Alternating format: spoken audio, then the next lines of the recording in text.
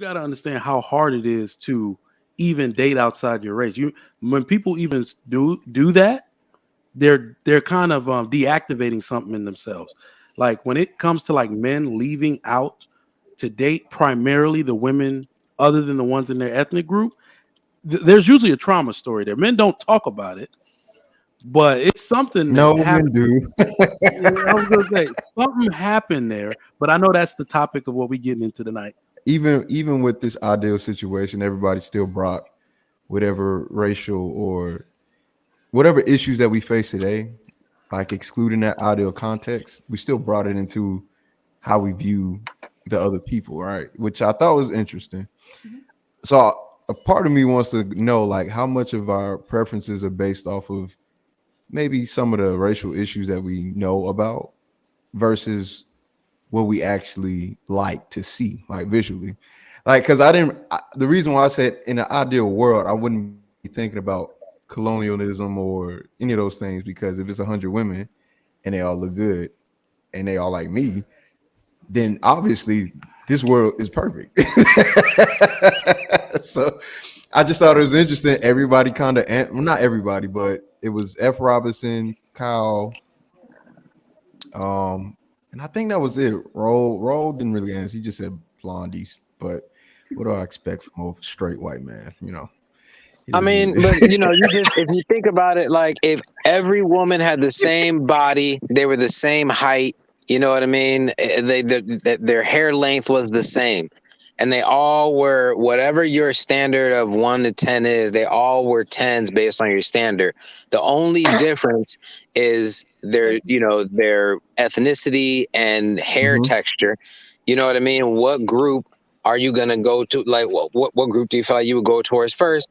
I'm just saying, I feel like it'd be the group that looks most like you. You know what I mean? Like the when you see yourself That and that's then a you look fact. out into the world, I feel like that's Yeah, who you would go after. So but it wouldn't that's necessarily the be lunchroom. race related Yeah, necessarily. that's the lunchroom theory. So you're right. You're on to something, Cheeky, because it's not really.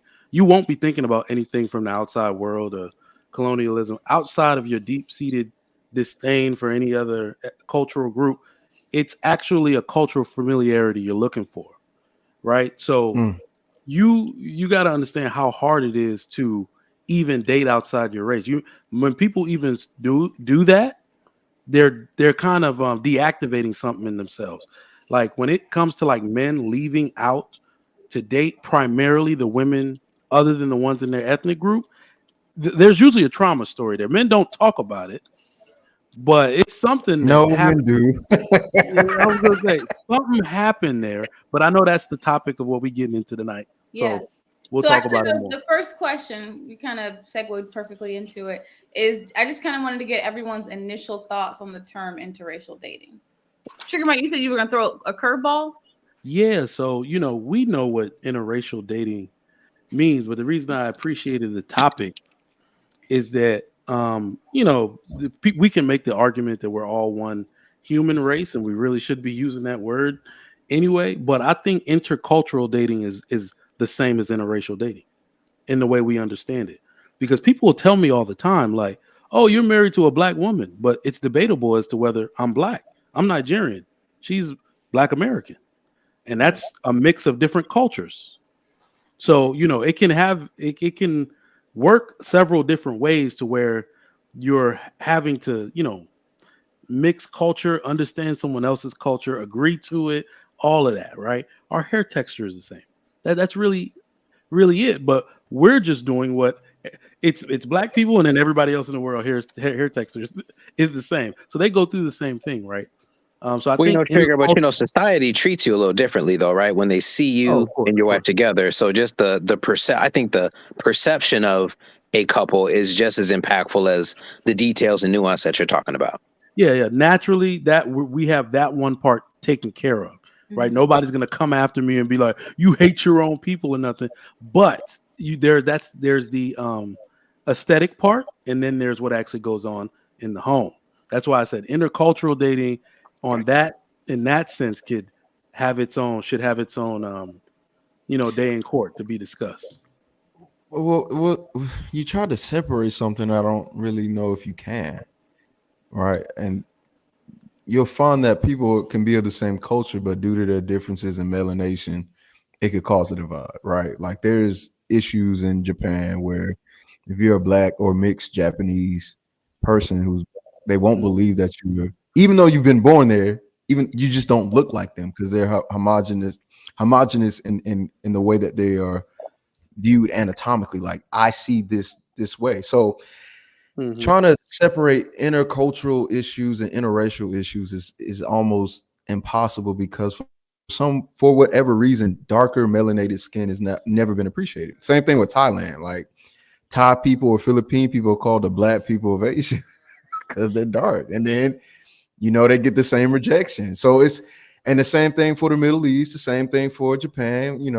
For whatever reason, the lighter of skin has always been appreciated. So even though it may not be quote unquote racial, there's still a component of a phenotype that plays a major part in perception and whether or not you want to deal with it. So it's still, even though it's still intercultural, because it's the same culture, honestly, nothing's changed. Yeah, it is not the same for whatever reason. I can't explain it. I've tried to look this stuff up. There's no real explanation. We just don't like dark people. Simple. Whoa, may like that. Well, back in the day, the people that had to work out in the fields would get suntan and darker. And the people that were all rich and they had to stay inside, they were lighter skinned. And so that happened for a long time before the Industrial Revolution, guys. It was a long time before that hit. That was only like 150 years ago that shit hit. And so anybody who had money didn't get hit by the sun as much. And a lot of where that light skin is better comes from that. Because the ones who were poor were outside working, and the ones who were rich didn't go outside. Nowadays, white people go out on purpose to get tan. Things are changing. But way back in the 1800s, you wanted to be pale as shit. And that's across multiple societies because white people aren't the only people to get tan in the sun. You know what I mean? And so if you're working outside, you're the poor person. If you're not working outside, you're the rich person. Some of it comes from that. Well, I think what he's saying is kind of true. But then also you think about the people who were in charge, like the dominant society. Usually the dominant society were the French, the British, white. And so they were the ones in power. So the people who are colonized or who were dominated over saw them as the symbol of power and what have you. But another thing that is aside from that is that I think women get affected with this color treatment more than men do. Because for women, it's better to be lighter and you're seen as more beautiful. While as for men, the darker, like that term, tall, dark, and handsome, women like a man with dark features, whether that be tan skin, darker hair, darker eyes, and so on. So I think women get hit with this more because white skin is seen as more angelic, as more clean, as more pure, as so many things that is not true, but it's just the natural way that our brains work, right? You see white, you think something else, and you see darkness, you think something else. I don't know. When I think beauty, I look at features because I think there are some very beautiful chocolate people. And my brother even said, he's like, how often do you see like a gorgeous chocolate woman that's single?